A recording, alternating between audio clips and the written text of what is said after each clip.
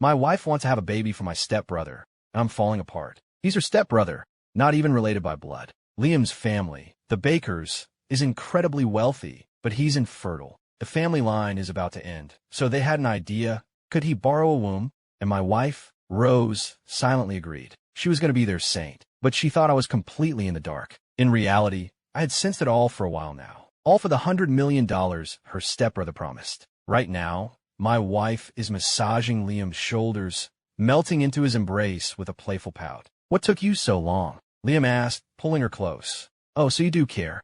Who was it that ignored me for days on end?" Liam chuckled. "I was just planning a surprise for you.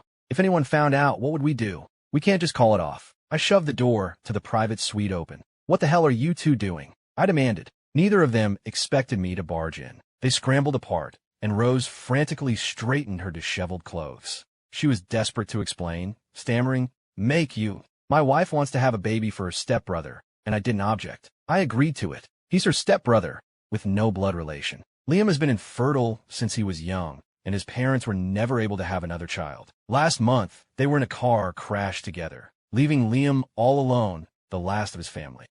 He said he's all alone now. Rose pleaded with me, relaying Liam's words. He told me, "Rose, I don't have any family left. Can you please do this for me? Please, just give me a child." I agreed, my face a mask. "Fine," I said. "I'll agree to it. Just one." After that, the two of them became even more brazen with their meetings. Today, they went to a hotel in downtown Chicago. I sat in my car across the street and watched them go in, with Rose nestled in Liam's arms. Even though I knew their relationship wasn't innocent, seeing it happen right in front of me was a fresh kind of agony I couldn't control. I leaned against the cold brick of a nearby building, the pain in my chest too deep for words. The minutes dragged on. I finally gave in and called Rose's phone. She answered, her voice rushed and annoyed as she spoke to someone else. She didn't hang up on him. She didn't cut the conversation short. All of her warmth in that moment was reserved for Liam. "Are you serious right now? What could you possibly want this late at night?" she snapped before I could even say a word.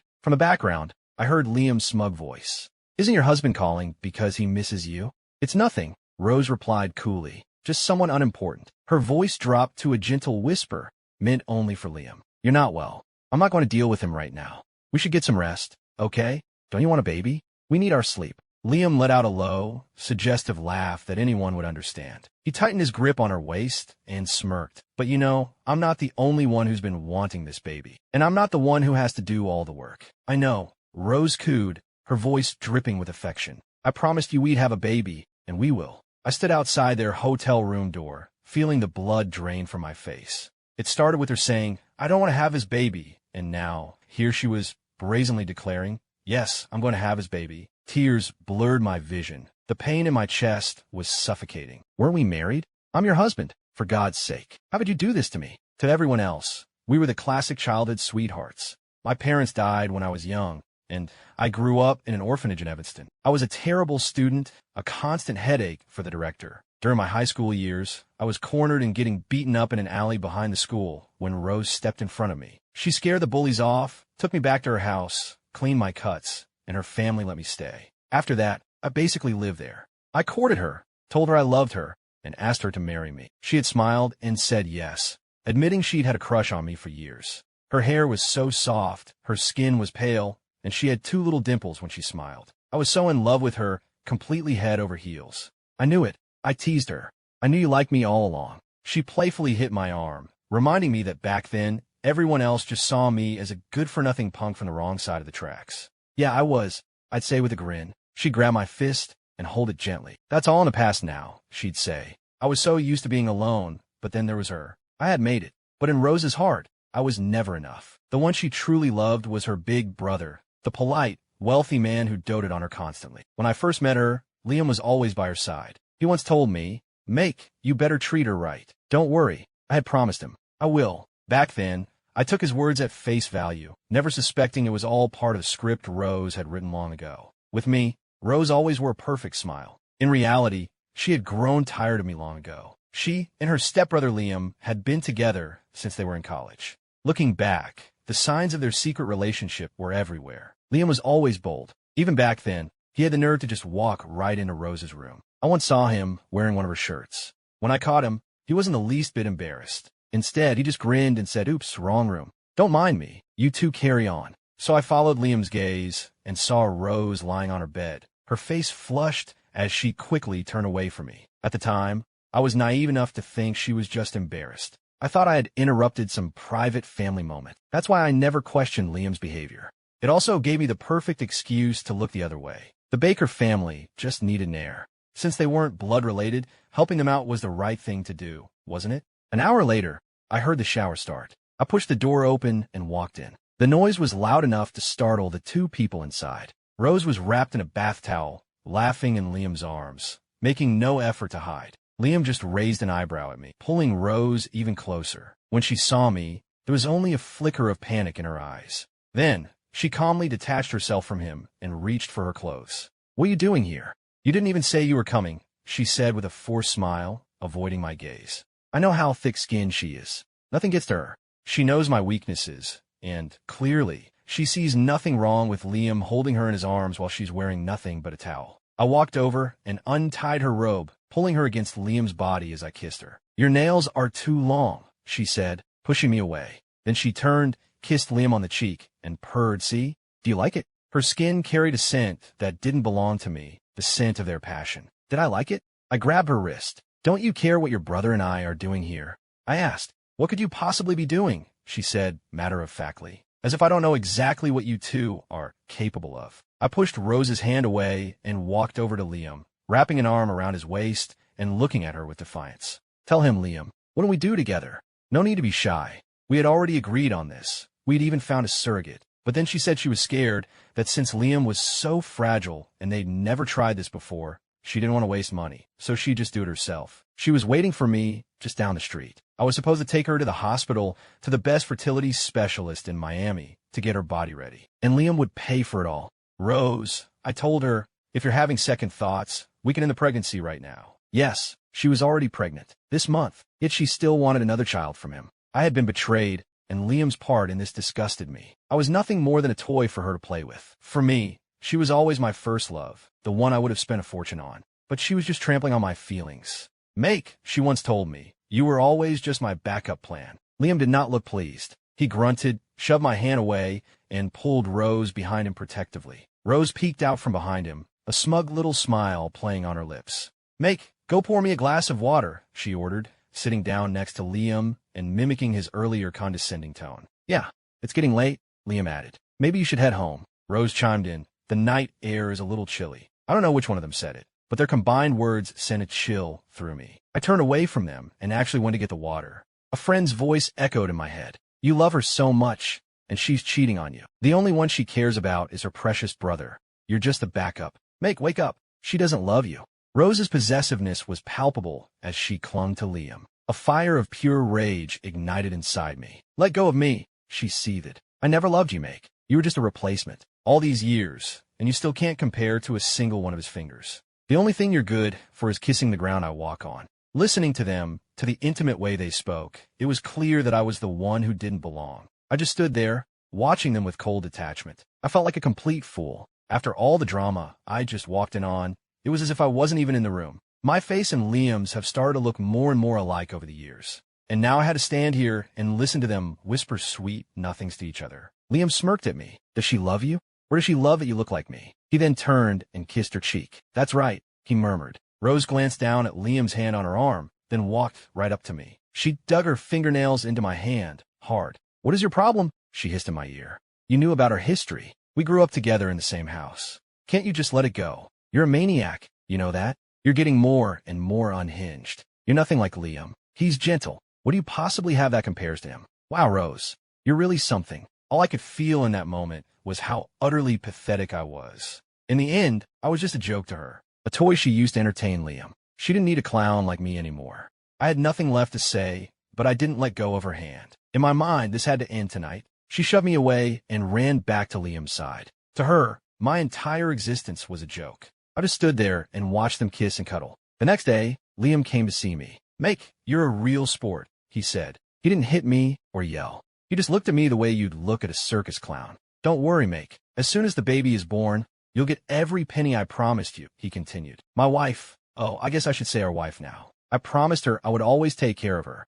I looked him right in the eye. He was making a promise. Not to me, but to himself. Did you hear me, Make? You can move out of the house I gave you whenever you're ready. I always keep my promises to her, he added, a smug, uncontainable smile spreading across his face as he turned to leave. But then Rose spoke up, her voice sharp. My family has plenty of money, Liam. We don't need to worry about affording a child. Then she turned to me. Get out. You have nothing now. Your company is finished, she sneered. I've already dismantled it. You think you're so smart, but let's not forget, I was the one who set you up in business in the first place. With that, she didn't give me a second glance and turned to chase after Liam. But as she passed me, Rose suddenly pulled a small bottle from her pocket, crushed it on the floor, and threw the mixture of pills and glass shards right at my face. I jerked my head to the side, but the powder and glass still stung my skin. I never imagined she could be so vicious. I never thought she would physically attack me. Rose's face was a mask of fury, her hands balled into tight fists. I could hear her grinding her teeth. You are disgusting, she spat.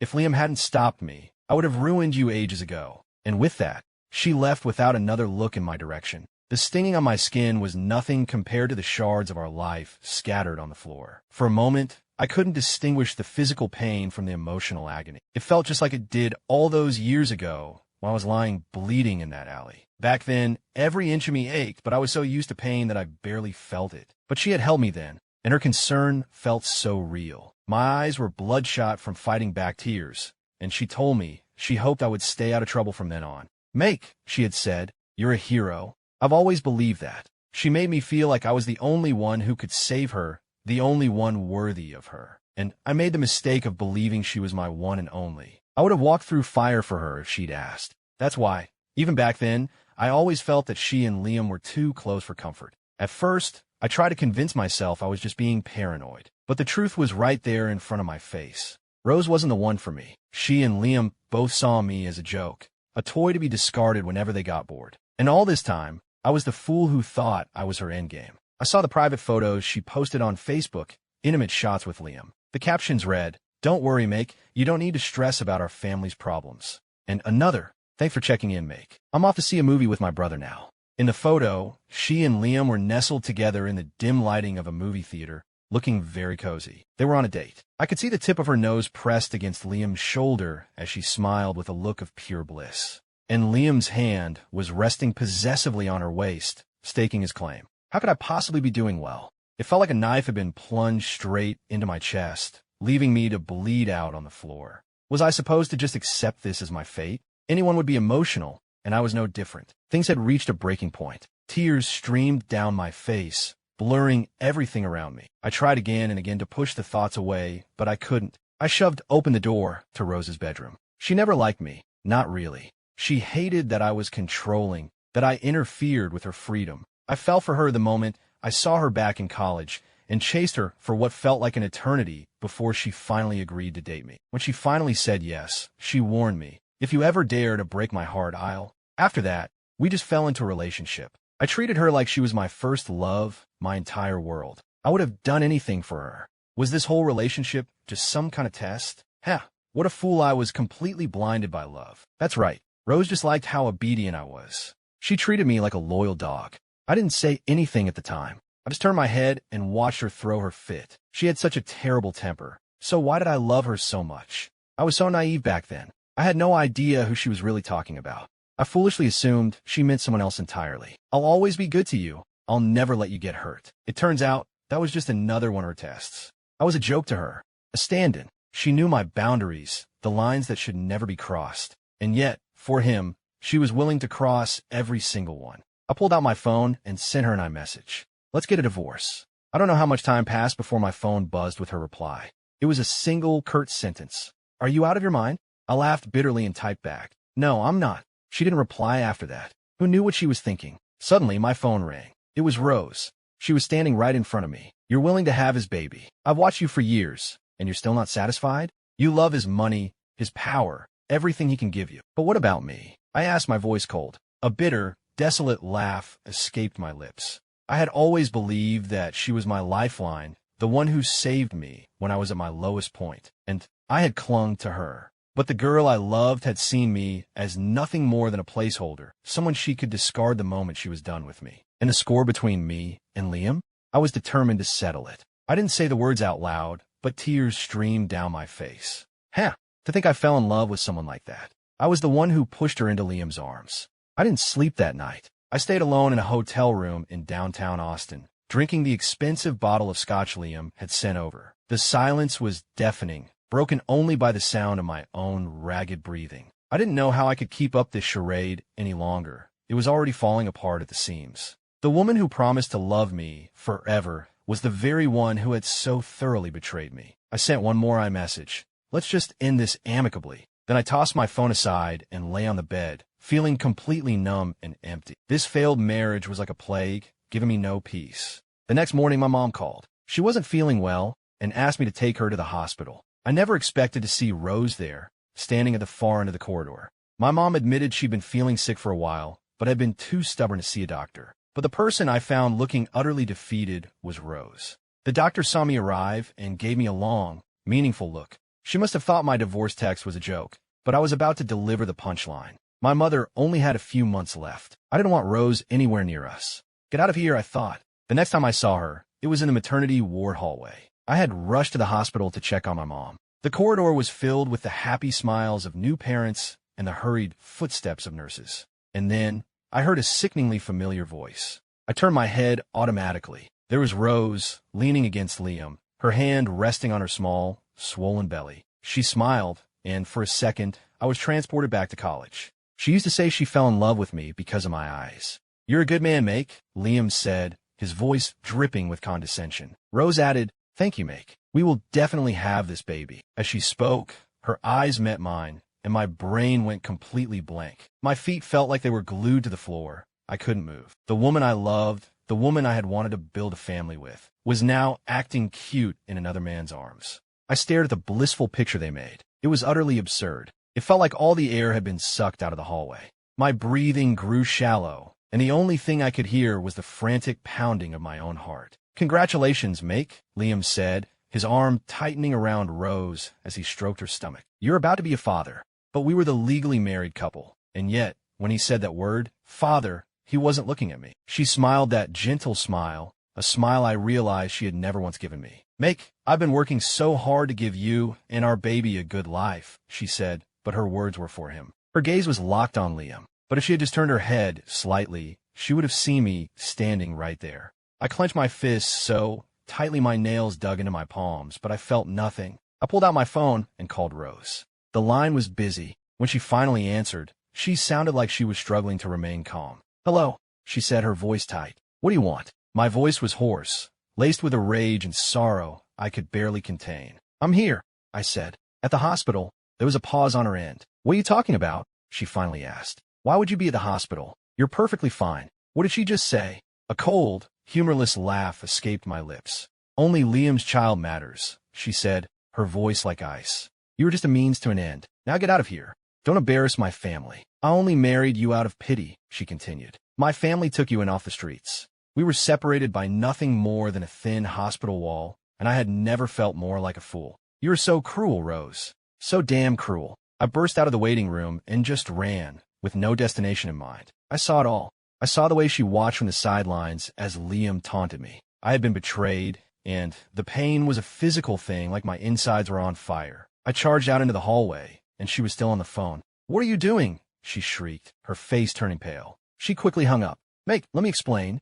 Liam, he's not. He was just putting on an act. Make, Liam is fine, really, she insisted, but her frantic explanations only made her look guilty. There may not have been any blood between them, but all of her affection, all of her loyalty, was reserved for her brother. At Liam's command, Rose grabbed my arm, trying to force me to my knees to apologize. Make, Liam sneered. If it weren't for you, we could have been a perfect little family. Rose looked at me, a flicker of something unreadable in her eyes, but she didn't stop. I said nothing. I just let her slap me again and again. Rose looked up at me, her expression unreadable, but she never once looked back. She clung to Liam's arm as she walked right up to me. You're shameless, she hissed. You're a maniac. What is wrong with you? Her eyes were cold as she stared me down. If you don't stop this right now, I'll have Liam break your leg. How does that sound? She threatened. I saved your life once when we were kids. Do you remember that? The only reason my family took you in was because I felt sorry for you. Her words hit me like a series of physical blows, leaving me battered and broken. I never thought I'd hear those words from her. Pitiful. Did I want to be pitiful? She actually called me pitiful. It was because she saw me as pitiful that I was drawn to her kindness. That's how this whole mess started, a toxic relationship that was doomed from the beginning. And now, for a brother who wasn't even related to her, she was grinding my heart into the dirt with her accusations. I had been betrayed, and she knew it. And she didn't care. Liam stood behind me, a smug smile on his face as he mimicked my earlier pleas. He was practically giddy with delight. He draped his arm around Rose's shoulders. When it came down to it, between me and her brother, she chose him. She even hired a team of high-powered lawyers to handle our divorce. The division of assets was brutal. I wouldn't get a dime. But I didn't care about any of that. All I wanted was for her to regret it. The whole affair blew up online. I became a laughingstock, a meme on Twitter. But I didn't care. I presented her with the divorce papers. "I'm ready," I said. "Sign them." She just stared at me, frozen. It didn't matter. I was a dead man walking anyway. Later, I married another woman. Her name was Sarah. I just wanted her to be happy, to live out the rest of her life in peace. And I wanted her to help me take back everything that had been stolen from me. I told her that Liam was bankrupt. His affair with Rose had been exposed. The Baker Corporation's stock plummeted, and their brand image was destroyed overnight. The court's ruling was decisive. Rose walked away with nothing. After that, she never worked again. She just stayed home, crying all day. I heard that when Rose's mother, my former mother-in-law, found out what had happened, she was so furious that she disowned her on the spot. The Baker family company was facing bankruptcy, and their lives were in shambles. And me? I went from being the poor kid from the orphanage to a successful, respected businessman. I'm no saint, but it was Liam who did the real damage. He was the one who spent a fortune on lawyers to make sure Rose was left with absolutely nothing. She begged me to take her back, but Liam wouldn't have it. "A woman like you deserves to be kicked to the curb," he told her. I looked at Rose, and I felt not an ounce of pity for her. In fact, I thought Liam had made the right call. "Just be a good girl from now on, and I can forgive and forget," he told her. I looked at her then, and a wave of nausea washed over me. "Don't push your luck," Liam warned her. I took Sarah's hand in mine, ready to protect her from all of this. All I had wanted back then was for her to get on her knees and apologize. That woman, she thought I was doing all of this to get justice for her. I didn't realize that Liam was standing nearby, watching. He never told his parents what had happened. He had no family left. "You still don't know, do you?" he said to her. "That son of yours, he isn't biologically mine. All this time, you thought you were carrying my child. You have no family to go back to," he continued. "My parents can't throw you out. Now, you can finally be with me, out in the open." Liam laid it all out for her, step by step. He smiled, putting on a show of affection. "Don't worry," he cooed. He was being so gentle, but just made my skin crawl. He claimed he'd fallen in love with me back in college. He just needed money, lots of it. Money I couldn't provide. So he had bided his time. I was naive enough to believe him back then. Now Rose was looking at me, pleading, "Make, I was wrong. Please, give me another chance." But now the truth was out. Rose was getting what she deserved. And she deserved every bit of it, didn't she? I took Sarah's hand and turned to leave, but Liam called out to me. "Wait a minute," he said to Rose. "Didn't you just say you love him? That you were wrong? Then get on your knees and prove it. Apologize to me and my new wife," I said, my voice cold as ice. "And maybe we'll consider supporting you. Didn't you say you loved him? Well, now he has nothing." I didn't bother with her anymore. I took Sarah's hand and walked away without a backward glance. I never really loved Rose. I was just a fool who had been thoroughly deceived. Because of her, I learned a valuable lesson. And now, I have finally let go. When I married Sarah, the words I said at the altar weren't angry or bitter. They were simply, "I do." My love for Rose was finally in the past tense. I'm doing well now, and I hope, wherever she is, that she find her own way. As for me, my future is finally bright. I have my happiness, and she has hers.